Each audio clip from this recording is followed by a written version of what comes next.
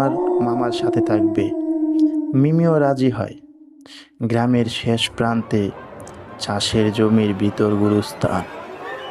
গুরুস্থানটির চারদিকে কোনো দেয়াল নেই। গুরুস্থানে এসে মিমিকে তার মায়ের কাছে দিয়ে বলেন, তুমি চুপচাপ এখানে দাঁড়িয়ে থাকবা, কোথাও যাবা না। তারপর অমিত লাশটি মাটি দিতে কবরের কাছে চলে যান। কেমন করে লাশকে মাটি দিতে হয় অনেক কৌতূহলী হয়ে মিমি কবরের দিকে এগিয়ে যায়। ও কবরের পাশ দিয়ে যেই না উকি দিতে চায়, ঠিক তখনই একটা পুরনো কবরের ভিতরে ভেঙে পড়ে যায় মিমি। তারপর চিৎকার শুরু করে দেয় মিমি। অমিত তাড়াতাড়ি ভাঙ্গা কবর থেকে তুলে, ভয়ঙ্কর ভূতের গল্প শীঘ্রই আসছে।